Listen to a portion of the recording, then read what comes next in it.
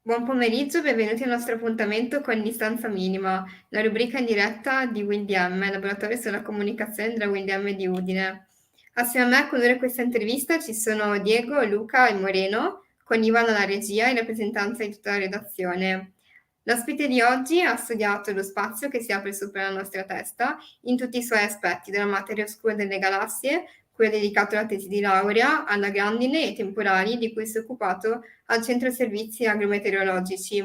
Ha contribuito a fondare quella che oggi è la Società Meteorologica Alpino-Adriatica e ha tenuto corsi all'Università di Udine e Trieste. Si è interessato della qualità dell'aria che respiriamo per conto dell'Agenzia regionale per l'ambiente e dei fenomeni atmosferici violenti per la Società Meteorologica Europea.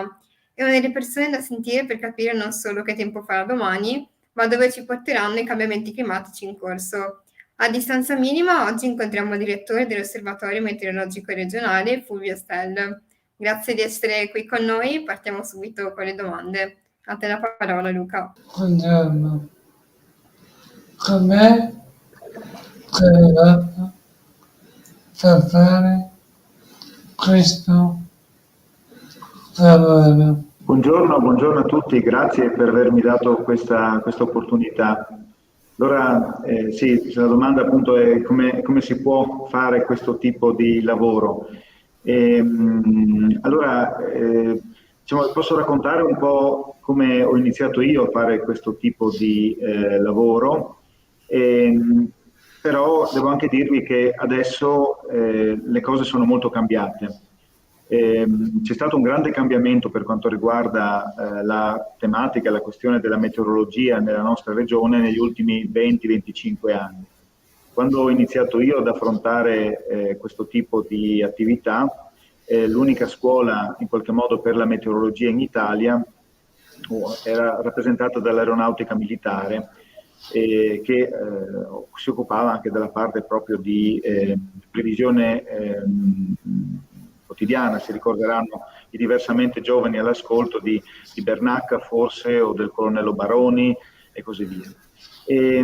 Quando ho iniziato io quindi non c'erano all'università dei corsi strutturati per poter fare le previsioni del tempo, anche se c'erano alcuni corsi attraverso i quali ci si poteva avvicinare comunque a quella che era la fisica e la chimica dell'atmosfera. Quindi quando io mi sono laureato all'Università di Trieste, dopo varie vicissitudini, ho avuto la possibilità di entrare in qualche modo in un progetto di ricerca che era quello appunto sui temporali e sulla grandine, e da lì ho iniziato in qualche modo a studiare quella che era la fisica dell'atmosfera, partendo da delle conoscenze di base che comunque avevo acquisito per quanto riguarda soprattutto la meccanica dei fluidi.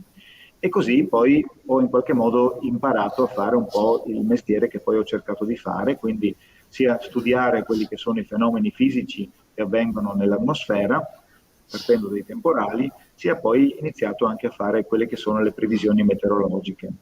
E questa è stata un po' la mia strada, ed è stata anche la strada di buona parte delle persone che hanno la mia età, che quindi hanno superato i 50 anni e che si occupano attualmente di meteorologia e di climatologia operativa in Italia.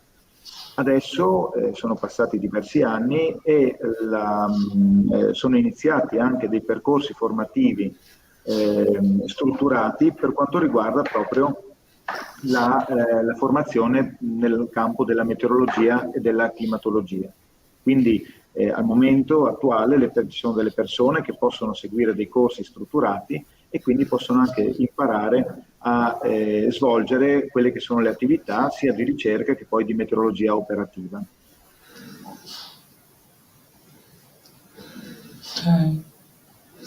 Le nuove tecnologie hanno cambiato la sua professione. Sì, sicuramente le nuove tecnologie hanno cambiato la mia professione. La tecnologia in realtà cambia sempre quelle che sono tutte le professioni, ed è necessario sempre restare in qualche modo collegati a quella che è il miglioramento tecnologico.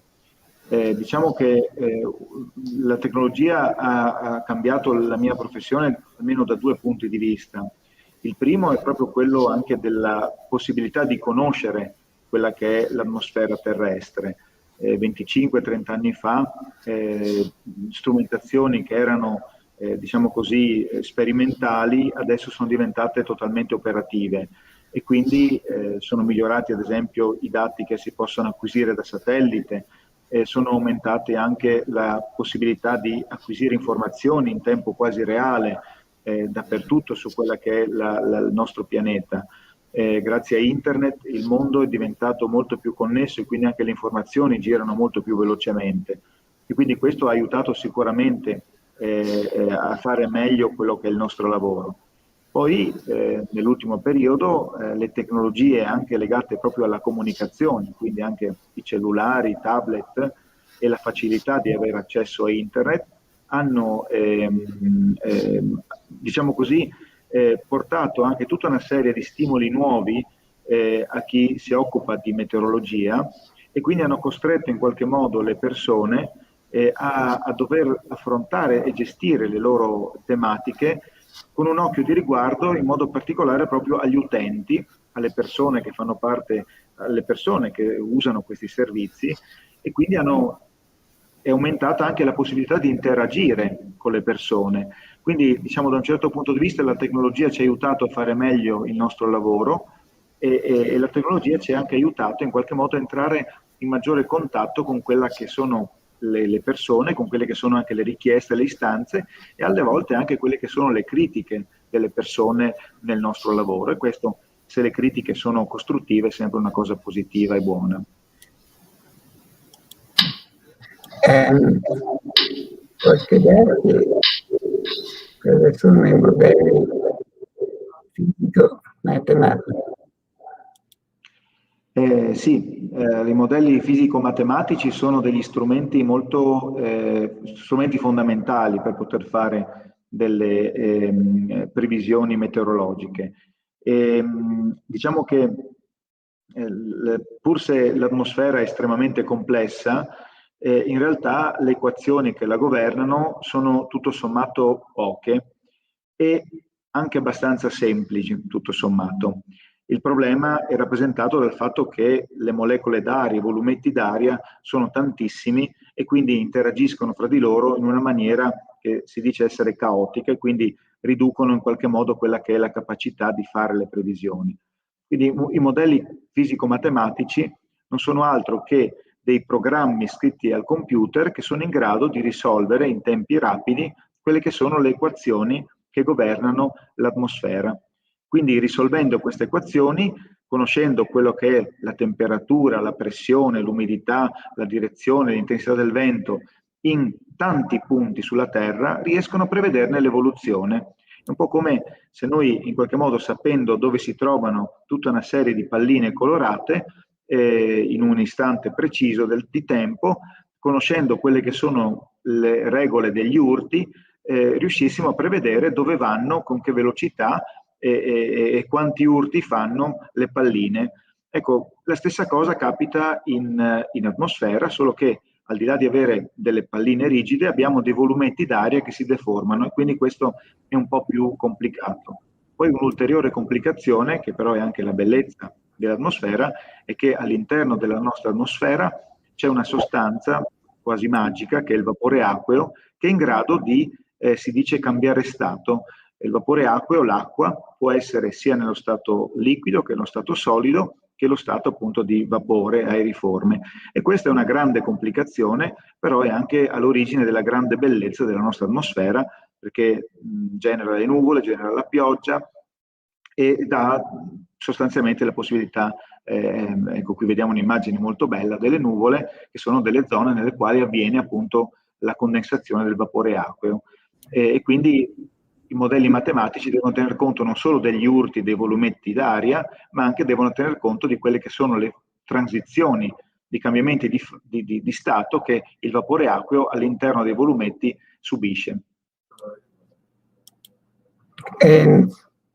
Quanto conta che il fattore umano nel saper fare le previsioni? E l'importanza, sì, quanto costa il fattore umano nel saper fare le previsioni, è una bella domanda, è una domanda molto bella.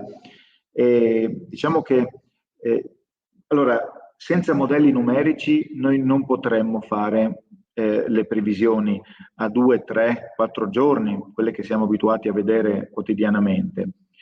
Però se non avessimo le persone che sono in grado di interpretare quelli che sono i risultati dei modelli numerici e tradurli in qualche modo in condizioni di nuvolosità, di temperatura, di direzione, intensità del vento, se non sapessimo, se non avessimo delle persone che sanno in qualche modo interpretare quelli che sono i risultati dei modelli numerici, non potremmo avere delle previsioni che sono comprensibili per il grande pubblico, per le persone. I modelli sono degli strumenti molto complessi che devono essere gestiti dagli specialisti. Alcuni di questi specialisti sono proprio quelli che ne interpretano i risultati per poter dire alle persone se sarà bello, brutto, quanto brutto, quanto pioverà e così via. Sono proprio degli interpreti in qualche modo dei modelli numerici. Forse un paragone un pochettino eccessivo, ma credo che sia comunque bello da fare, è un po' come chiedere quanto è importante il musicista nella realizzazione di un pezzo, di un'opera, insomma, musicale, di un brano musicale. È ovvio, c'è sempre la musica, lo spartito, le note, che sono quelle definite, però poi ogni artista, ogni persona, ogni artista, ogni musicista in qualche modo la interpreta a modo proprio per trasmettere un po' quelle che sono le proprie emozioni. Diciamo, per certi aspetti funziona così anche con quelle che sono le previsioni del tempo. Una previsione seria e attendibile. Fino a quanti giorni può durare? Allora, anche questa quanta può essere l'attendibilità, la durata dell'attendibilità di una previsione. Allora, quando ho iniziato io questo tipo di attività, le previsioni attendibili andavano a 2-3 giorni, non di più. Adesso possiamo arrivare anche a 5-6 giorni. Poi ci sono delle situazioni un po' particolari, come quella che stiamo vivendo in questo periodo, in cui diciamo, l'atmosfera sopra la nostra regione, sopra l'Europa, è molto stabile. Allora in questi casi si può arrivare anche a 8, forse anche 10 giorni, non magari col dettaglio di sapere esattamente qual è la temperatura minima, massima, eccetera, però è possibile in qualche modo almeno sapere che non pioverà. E quindi, diciamo, per rispondere proprio in dettaglio, previsioni attendibili possono essere fatte fino a 4-5 giorni, in alcune situazioni particolari si può arrivare anche ad una decina di giorni. E ciò non toglie che previsioni possono essere attendibili, ma sono anche soggette ad errore, quindi può anche succedere che magari diciamo che domani piove o in un posto non dovrebbe piovere, quando in realtà poi l'atmosfera decide di fare di testa sua e di sorprenderci come spesso capita. Ecco, quindi diciamo l'attendibilità è una cosa, le previsioni attualmente possono essere attendibili, come dicevo prima, 5 giorni, però le previsioni possono essere anche sbagliate, anche oggi per domani, o oggi o stamattina per oggi pomeriggio. Quali sono le differenze tra climatologia e meteorologia? Questo della differenza fra la climatologia e la meteorologia è sempre una bella domanda. Diciamo che la meteorologia rappresenta quello che è il tempo, cioè la normale variabilità, come sarà il tempo domani, dopodomani e così via. E quindi è legata proprio all'istante nel quale vivo. Mentre la climatologia in qualche modo mi rappresenta quello che è il comportamento medio dell'atmosfera su una particolare zona, su un particolare territorio. Quindi la climatologia mi risponde a domande del tipo quanta pioggia cade mediamente in un anno, qual è la temperatura massima in un anno, qual è la temperatura minima in un anno, quanti sono i giorni di pioggia, Questa è la climatologia. La meteorologia invece è che tempo farà domani, che tempo farà oggi pomeriggio o che tempo ha fatto ieri. Ecco. Quindi la meteorologia è proprio rappresentata da quelli che sono gli episodi, mentre la climatologia è rappresentata da quello che è il comportamento medio. Quali sono per lei i segnali più evidenti dei cambiamenti climatici in regione? Allora sì, questa è anche una bella domanda, perché effettivamente la climatologia rappresenta quello che è il comportamento medio dell'atmosfera, ma questo comportamento medio cambia nel tempo, su scale di tempo che sono molto lunghe. La meteorologia vive sull'onda delle giornate, la climatologia vive sull'onda dei decenni. Quindi quello che può succedere è che sta succedendo anche adesso, quello che si sta osservando, è un progressivo aumento delle temperature medie. Negli ultimi 30 anni le temperature sono aumentate nella nostra regione di poco più di 1 grado e quindi la nostra l'atmosfera sopra la nostra regione, ad esempio, è molto più calda, è molto più alta la temperatura rispetto a quello che si osservava 20-30 anni fa. Quindi le temperature medie aumentano e questo è un'evidenza. Poi ci sono altre evidenze, forse un po' meno così lampanti, ma comunque importanti, e riguardano in qualche modo quella che è la redistribuzione delle piogge.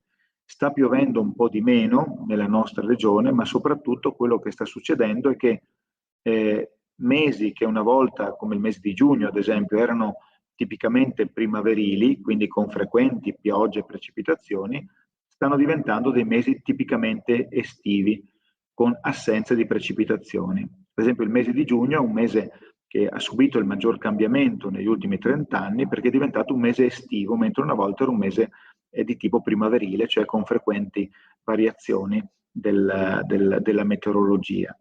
Un altro mese che ha cambiato molto il suo comportamento, ad esempio, è dicembre. Una volta dicembre era un mese tipicamente invernale, adesso è diventato un mese tipicamente autunnale, quindi con l'atmosfera ancora in movimento e con delle precipitazioni, mentre una volta era un mese molto più stabile e freddo. È vero che la media delle temperature si è alzata, che abbiamo inverni meno freddi? Sì, esattamente. Questo è vero che la temperatura media si è alzata e abbiamo inverni meno freddi. Infatti, molte volte noi pensiamo al fatto che il cambiamento climatico porti ad un aumento delle temperature solo in estate, perché quando ci sono i giorni di gran caldo li percepiamo, eccetera. Ma anche l'inverno è cambiato e quindi gli inverni sono anche meno freddi rispetto ad una volta. Infatti, anche nella pianura della nostra regione, la neve è molto meno frequente. Una volta si riusciva a vederla abbastanza frequentemente, la neve anche nella pianura della nostra regione, adesso sta diventando la neve purtroppo per gli appassionati, perché gli appassionati di meteorologia sono soprattutto attratti da quella che è la neve sta diventando diciamo così, un ospite molto rara nella pianura della nostra regione. Quali danni sta provocando il riscaldamento globale in Friuli? Quali danni? Allora, diciamo che è un po' difficile da quantificare quelli che sono i danni prodotti dal riscaldamento globale con precisione, però diciamo sicuramente si possono individuare quelli che sono alcune categorie di danni che vengono prodotti. Una delle questioni che noi osserviamo in questi ultimi anni è proprio il fatto che le piogge stanno diventando, diciamo così, forse un po' meno frequenti, ma più intense.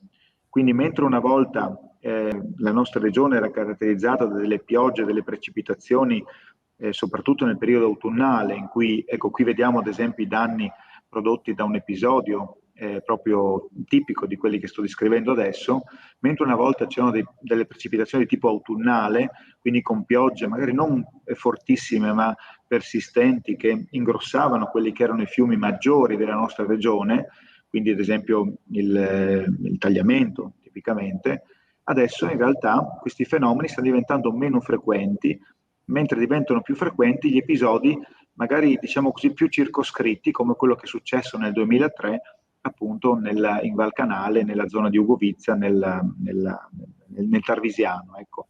Quindi diciamo delle precipitazioni più intense che producono diciamo così localmente quantitativi molto elevati di piogge che creano dei danni ai corsi d'acqua più piccoli.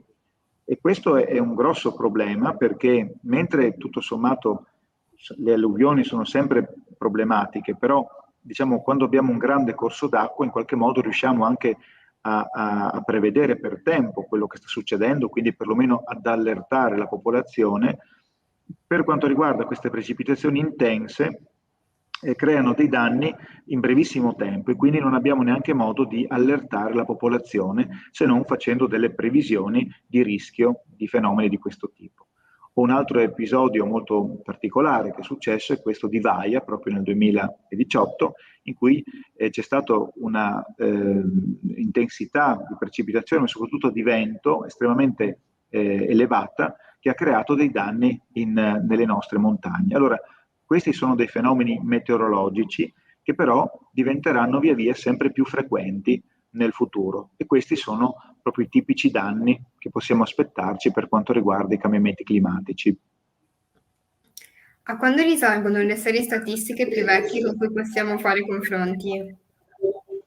Ma noi viviamo in una regione molto piccola, allora Ippolito Nievo diceva che Friuli è un piccolo compendio dell'universo e aveva abbastanza ragione perché siamo una regione molto piccola ma molto variegata, cioè ha una grande differenziazione di climi, di zone geografiche, eccetera, in uno spazio molto piccolo. Tutto sommato passiamo dal mare ai ghiacciai nel giro di meno di 100 km in linea d'aria. E proprio anche per questo, forse perché siamo solo fortunati, nella nostra piccola regione abbiamo due serie storiche molto importanti di temperatura e di precipitazione, che sono la serie storica di Udine, che è stata raccolta grazie alla famiglia Malignani in modo particolare, che ha più di 100 anni di storia come serie storica, più di 100 anni di dati e tuttora viene raccolta. E poi abbiamo anche la serie storica delle temperature e degli altri parametri atmosferici della città di Trieste, dove questa attività è stata iniziata dall'Istituto Talassografico, che era un prestigioso istituto nato ancora nel periodo austriaco. E quindi noi, pur se siamo una regione molto piccola, abbiamo due serie temporali, una in ambito marino, una in ambito, diciamo così, della pianura, che ci danno la possibilità di capire quanto è cambiato il clima.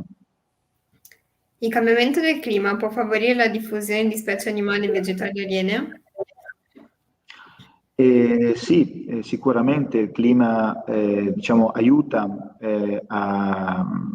o può favorire determinate specie o può ad esempio diciamo, sfavorire determinate specie. Non so se qualcuno magari forse si ricorderà, io mi ricordo quando ero piccolino c'era nel mare una alga, credo si chiamasse Fucus, la chiamavamo scoppia scoppia perché c'era questa alga che praticamente la si vedeva, si riusciva aveva delle piccole vescichette d'aria che si facevano scoppiare. Ecco, questa alga era tipica dei mari relativamente freddi e io mi ricordo di averlo vista e di averci giocato quando andavo al mare da bambino. Ecco, questa alga adesso è scomparsa, almeno non si hanno più notizie di lei, non c'è più. Ecco, quindi e questa è proprio una scomparsa verosimilmente a causa delle mutate condizioni termiche del mare. Poi ci sono altre situazioni per cui ad esempio determinate specie possono anche vivere meglio proprio perché si stanno aumentando quelle che sono le temperature e perché stanno cambiando anche quelle che sono le condizioni di umidità e di irraggiamento solare, eccetera. Quindi diciamo clima e vita vanno sempre assieme, quindi se il clima sfavorisce determinate specie viventi, ne favorisce di altre che ovviamente prendono il posto di chi non c'è più. Ecco. Questi cambiamenti climatici tanto sono naturali quanto sono frutto dell'attività umana. E allora anche questo dell'effetto delle attività umane sui cambiamenti climatici è una domanda molto bella e molto importante. Allora, sicuramente possiamo dire che i cambiamenti climatici sono in atto e non è più un argomento di discussione, è così e basta. Così come siamo sicuri che i cambiamenti climatici sono dovuti anche a quelle che sono le attività umane, in particolare per quanto riguarda il rilascio di gas climalteranti e quindi dei gas serra, dell'anidride carbonica, il metano, il protossido di azoto, ma anche sono dovute al fatto che non tanto da noi, ma in altre parti del mondo c'è una certa diciamo, deterioramento dell'habitat, quindi con quello che si dice il cambiamento dell'uso del suolo, la deforestazione tipicamente favorisce quelli che sono i cambiamenti climatici. Quindi è difficile dire quanto è, perché il clima è sempre cambiato anche per ragioni naturali nel nostro pianeta. Quello che possiamo dire comunque con certezza è che al momento questa fase di cambiamento climatico che stiamo vivendo, anche se ha sicuramente delle componenti diciamo così, naturali, è comunque guidata da quelle che sono le forzanti dovute proprio all'attività antropica, cioè l'attività dell'uomo. Cioè siamo noi i responsabili di quello che stiamo vivendo e anche soffrendo.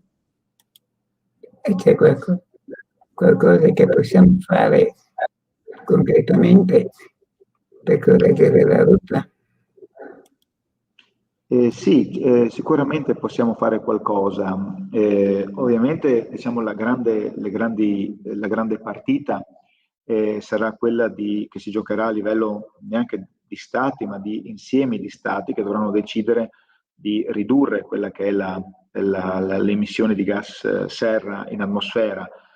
Noi da un po' di tempo abbiamo nel nostro paese, in Italia, abbiamo il Ministero della Transizione Ecologica. Ecco, questa è una cosa, sembra solo un cambiamento di facciata, di un nome, ma in realtà è un messaggio molto importante, potente. Cioè dobbiamo cambiare il nostro modo di vivere come paese, come società umana, quindi dobbiamo ridurre la dipendenza dai combustibili fossili e questo viene fatto con delle politiche che ovviamente, inutile negarlo, passano sopra la nostra testa.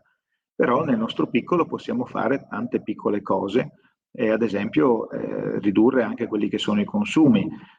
Come diciamo noi, sembra una banalità, però magari 1 grado in meno, 1 maglione in più, riesce a ridurre, se noi solo riducendo di 1 grado la temperatura all'interno delle nostre abitazioni, riusciamo a ridurre del 6% le emissioni di gas di inquinanti in atmosfera, che è tanto tutto sommato, legate alle nostre abitazioni. Ecco, risparmiamo il 6% di emissioni di gas serra legate al riscaldamento di casa nostra. Ecco.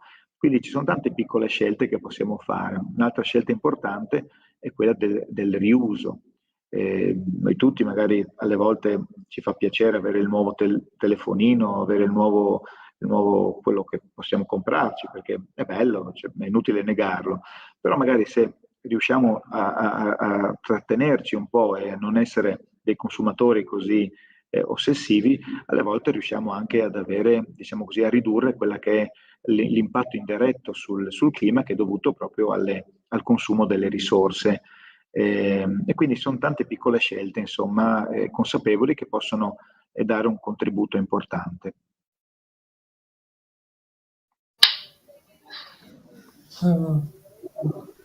Come napi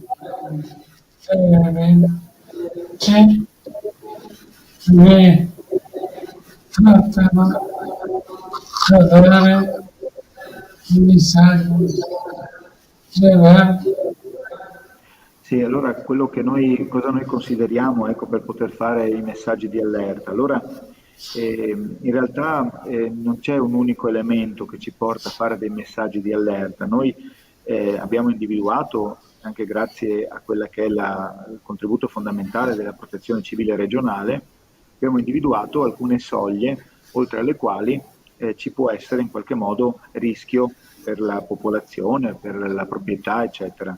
E tra questi elementi c'è ad esempio l'intensità del vento, la quantità di pioggia che cade, le temperature. Quando, diciamo così, vengono raggiunte determinate soglie nelle nostre previsioni, allora da lì parte quello che è in qualche modo l'allerta, perché noi siamo ragionevolmente convinti che ad esempio ci sarà la Bora Trieste con velocità superiori ai 110 km all'ora. Allora in questo caso qui, quando siamo ragionevolmente convinti che questo possa accadere, viene comunicato questo alla Protezione Civile, e la Protezione Civile fa diramare quello che è un messaggio di allerta, perché è importante anche riconoscere quelli che sono i ruoli. Noi abbiamo delle competenze, io soprattutto i miei colleghi molto bravi hanno delle competenze per quanto riguarda la conoscenza dell'atmosfera. Poi gli effetti dei fenomeni atmosferici sulla popolazione, sulle infrastrutture, non sono competenze nostre, sono competenze e conoscenza della Protezione Civile, quindi è veramente un gioco di squadra che si fa. Comunque ogni giorno i miei colleghi producono quello che è un bollettino, che si chiama bollettino di vigilanza, attraverso il quale noi diciamo qual è la temperatura attesa, il vento atteso, la pioggia attesa in diverse zone della nostra regione, in modo tale che poi chi deve prendere le decisioni abbia dei numeri oggettivi per poter prendere le decisioni stesse.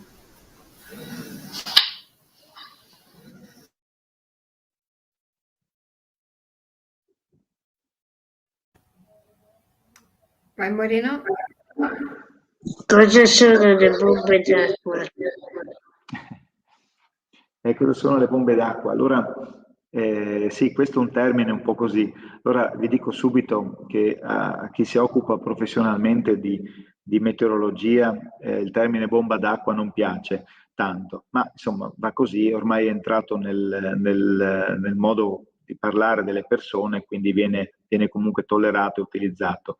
Allora, queste bombe d'acqua sono sostanzialmente delle precipitazioni molto intense, che essendo appunto molto, molto intense, che vengono, quindi tanta acqua che cade in poco tempo, questa può produrre un risultato, diciamo, dannoso, proprio perché si accumula tanta acqua in poco tempo in un territorio che non riesce a riceverla, e quindi questa viene chiamata bomba d'acqua.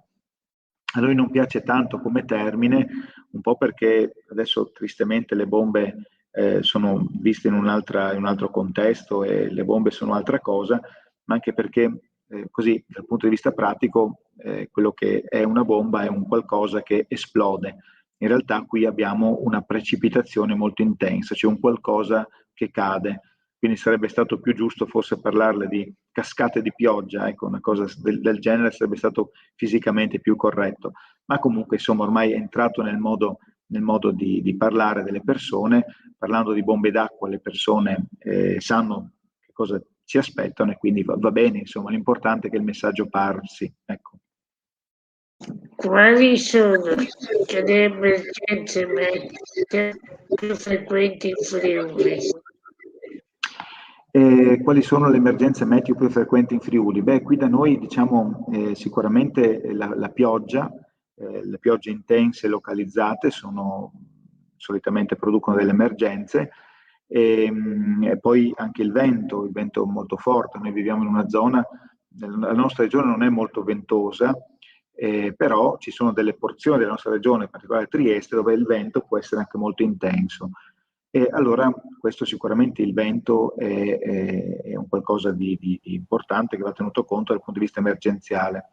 E poi non dobbiamo anche dimenticare che anche se siamo una regione non molto ventosa, quello che può succedere è che associati ai temporali, i temporali non producono solo pioggia, ma producono anche delle cascate proprio d'aria, cioè aria fredda che scende dal suolo, e quindi si creano proprio dei venti associati ai temporali che possono essere anche molto pericolosi e produrre molto, molto danno, come capita ad esempio quando ci sono quelle che vengono chiamate trombe d'aria. Poi un altro fenomeno, diciamo così, che è abbastanza pericoloso per la nostra regione ed è abbastanza frequente è legato alla grandine. Non dimentichiamo, adesso si parla molto di Pierpaolo Pasolini, il grande poeta e artista della nostra regione, o italiano, perché poi in realtà ha avuto sicuramente un ruolo importante nella nostra regione, ma persone così importanti e così grandi non non è giusto tenerle per un'unica regione, quindi questo grande connazionale, diciamo, parlava del Friuli come del paese dei temporali e delle primule, ecco, proprio perché erano i due elementi che in qualche modo lo caratterizzavano. Quindi anche il rischio dei temporali nella nostra regione è relativamente frequente. Quanto sono attendibili le app per le previsioni del tempo? E diciamo che è una domanda un po' difficile quella dell'attendibilità delle previsioni. Allora, diciamo che dipende un po' quello che uno vuole fare in qualche modo, nel senso che se io devo in qualche modo avere un'idea di come sarà il tempo, se devo decidere se mettermi un maglioncino in più o se portar via l'ombrello, tutto sommato allora posso utilizzare tranquillamente quelle che sono le app perché comunque un'informazione di massima ce l'ho. Se però devo prendere delle decisioni magari un po' più drastiche, un po' più gravi per quanto riguarda ad esempio decidere se chiudere o no le scuole perché ci sarà maltempo, eccetera, allora forse non è il caso tanto di rivolgerci alle app, ma è necessario in qualche modo rivolgersi a dei professionisti che possono in qualche modo, poi sbagliano anche i professionisti, poi però in qualche modo l'errore dei professionisti è un po' più facilmente gestibile, nel senso che c'è tutto un processo per cui i professionisti della meteorologia magari fanno delle affermazioni, poi si accorgono perché assumono altre informazioni e quindi le cose stanno cambiando e quindi c'è la possibilità di correggere il tiro. Ecco. Quindi questo è diciamo, il vantaggio in qualche modo della previsione professionale.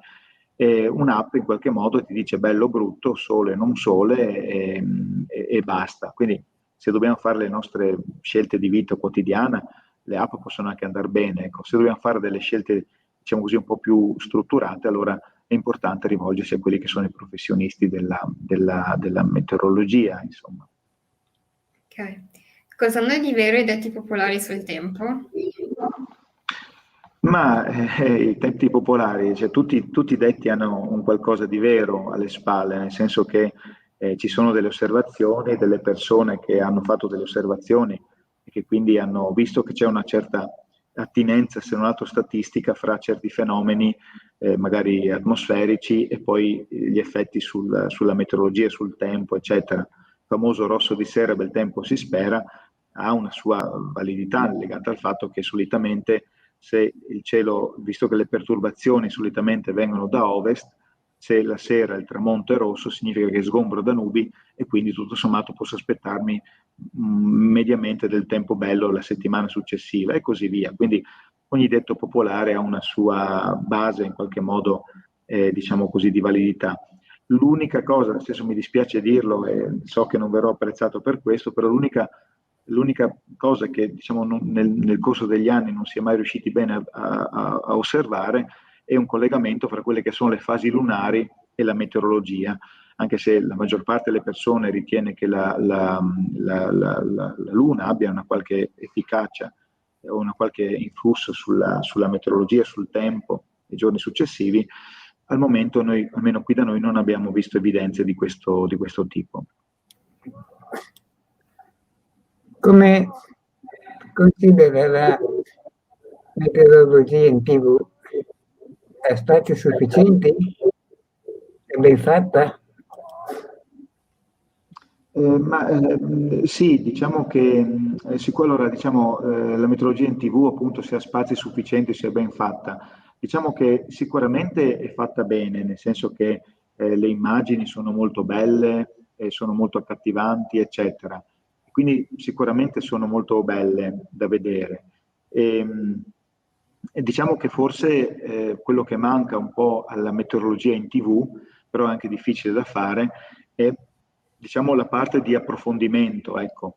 Quindi diciamo, ripeto, se siamo interessati in qualche modo a quello che è il tempo per domani, dopodomani, o il tempo com'è il tempo a Madrid anziché a Berlino, allora diciamo quello che sono le previsioni attuali che si vedono in TV va molto bene, ecco. Se vogliamo capire magari perché succede qualcosa, come mai succede, allora lì diventa un pochino più difficoltoso da fare con le previsioni in TV.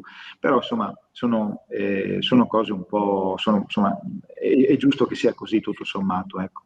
E per quanto riguarda lo spazio, credo che nel corso degli anni lo spazio della meteorologia in TV sia molto aumentato e quindi credo che non ci si possa lamentare. Ecco. Come considera la divulgazione scientifica in Italia? La divulgazione scientifica in Italia è una grande storia, abbiamo dei grandi divulgatori scientifici e adesso non cito nessuno perché farei torto a tutti gli altri, e quindi abbiamo dei grandi divulgatori scientifici noti, però abbiamo anche molti centri di eccellenza per quanto riguarda la divulgazione scientifica anche nella nostra regione, abbiamo molte associazioni, non le cito perché sennò farei torto a quelle che mi dimentico. Ci sono molte associazioni, ad esempio, di astronomi, di astrofili, come vengono chiamati, ma ci sono anche molte associazioni di meteorofili. Quindi diciamo che per gli appassionati di meteorologia o per gli curiosi di meteorologia, l'Italia e la nostra regione è un bel paese, ecco, perché ci sono tanti bei fenomeni da vedere, c'è una grande variabilità e ci sono anche tante associazioni che possono aiutarci in qualche modo a aumentare la nostra conoscenza.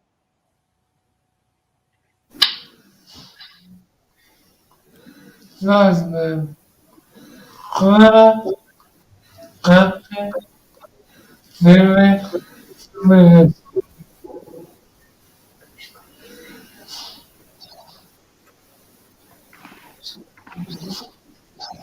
non ho sentito, sai, ti chiedo scusa.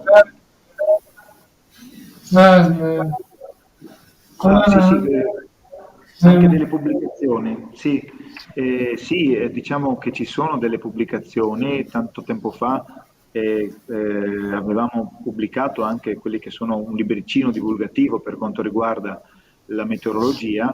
Ora molte delle pubblicazioni che noi facciamo sono pubblicate direttamente su internet e quindi la gente può scaricarle liberamente, quindi non facciamo pubblicazioni cartacee anche per questione di costi e anche per questione di rapidità in qualche modo, ma ci sono molte pubblicazioni sia sul sito dell'osservatorio meteorologico che dell'agenzia di cui fa parte, dell'ARPA, di cui fa parte l'osservatorio meteorologico regionale, e c'è tantissimo materiale informativo, tantissime pubblicazioni che possono essere scaricate per chi è interessato alla meteorologia, ma anche per chi è interessato a tutte le altre tematiche ambientali, dalla qualità dell'aria, alla qualità delle acque, la qualità dei suoli, eccetera. Quindi c'è molto materiale divulgativo e informativo disponibile per la nostra regione. Ok, purtroppo il tempo a disposizione è finito, dobbiamo chiudere questa intervista. Ringraziamo Fulvio Stai per la sua disponibilità e per averci raccontato molte cose interessanti e diamo tutti appuntamento per la prossima intervista. Ciao, grazie. Grazie a voi. Ciao. Arrivederci.